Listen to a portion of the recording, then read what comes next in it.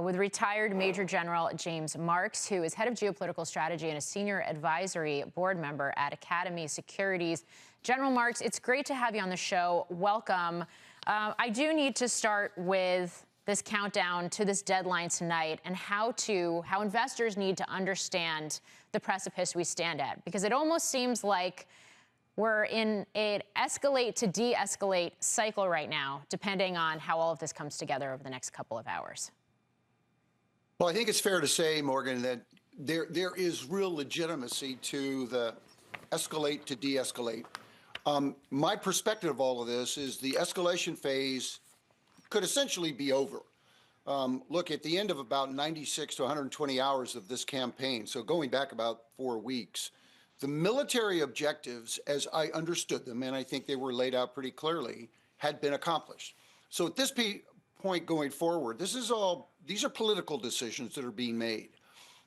In order to understand what this will look like, look, the president was crystal clear in terms of what the target folders will look like, what the objectives are, and that is to hit the electric grid, shut Iran down, turn it black, and then go after what I would call mobility targets. That is the ability to, what you're going to end up doing if you hit these bridges and other roadways is you just create these isolated pockets. So the country no longer has any type of connectivity to it in terms of physical movement, goods and services, anything that needs to get around, that's going to be reduced considerably.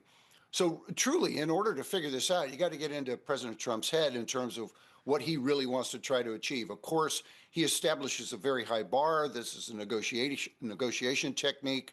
Will he back down? It's anybody's guess. Again, as I indicated, military targets and military objectives, I think, have essentially been met. I think it's fair to say, look, I think there's legitimacy to the notion that we've won in this case, militarily. What is the strategic objective that we're trying to achieve? If it is regime change, the president's already indicated the regime has changed. Not untrue. It looks very much like the dudes before. Yeah. If it's a regime that's compliant, that's another story. And then how do you measure that? So in order for the Iranians to agree to opening the Straits of Hormuz, and what that really means is safe passage. I mean, it's taking place right now. I think there would have to be a declaration on the part of the Iranians, we're not going to shoot anymore. Well, how do you validate that? We're not going to drop any more mines in the Straits of Hormuz. How do you validate that? So there's going to be a period. There's got to be a proclamation, then there's got to be a period of validation that says, yes, safe transit can now be achieved. And, oh, by the way, that validation is clearly going to include the United States Navy that has the mine countermine measure.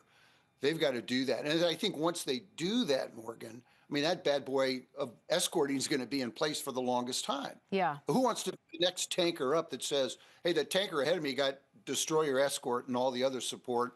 I'm now the first guy going through that doesn't get that. I kind of don't like that deal. Yeah, you just said a lot there, and I want to dig a little more deeply into all of it. But I mean, you sound, I would say maybe perhaps cautiously optimistic here. How much of this, at least in the next, I don't know, call it 24 hours, if we were to see some sort of critical infrastructure strikes, how much of this would require some version of ground intervention in the near term, and then perhaps longer term, when you talk about the Strait of Hormuz and a Navy component, what does that mean in terms of longer term presence for U.S. military in the region now? I don't think, to answer your first question, I don't think there's a requirement for ground presence. Let me describe what that might look like. I don't foresee that there would be boots on the ground in large numbers, taking up swaths of terrain, occupying that terrain, and then I don't know what the further on, the follow-on mission would look like. I do see, and we've had boots on the ground, right? We've had over 100 plus folks on the ground rescuing that downed airman. Phenomenal, unprecedented mission, remarkable what took place. We should not be surprised. This is your military. We do that. The thing is, we could conduct strikes, raids, which include the application of force, whether that's special forces, whether that's purpose-built capabilities, where we could put soldiers or Marines on the ground for a limited amount of time and description of targets. For example, highly enriched uranium. You want to secure it? Let's first of all determine where it is, what's the quantity, how is it protected, and do you want to have a raid on that, render it safe, or blow it up and do it with boots on the ground? That sends a very powerful message to the Iranian people that we're committed. I think that's important. I think long term, it really is two things, Morgan. Number one is it is the Straits of Hormuz. You're absolutely spot on there. The second thing is it's the Iranian people. If we are interested in trying to create the conditions for a change, that change may not take place in the near term. It may take place over a horizon of a couple of years, maybe 2 to 3 years.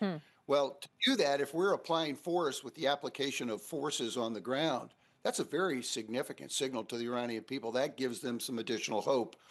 I think if the straits are opened, we are going to maintain a much larger presence as a matter of routine. I think I would suggest one of those carrier strike groups returns, it gets back onto its normal deployment posture. Okay. The other one remains in the region, and we've kept one in the Mideast region, either in the IO, Indian Ocean, or in the Eastern Med. That stays on station, and that gives the commander-in-chief and the central command commander incredible optionality. And I think also you're going to see more application or rotation of ground forces into the region to be prepared for onward missions as they're required. I think that's kind of the picture we're looking at moving forward. So it's an entirely new normal. And I would imagine that at some point the backlog of tankers will be released.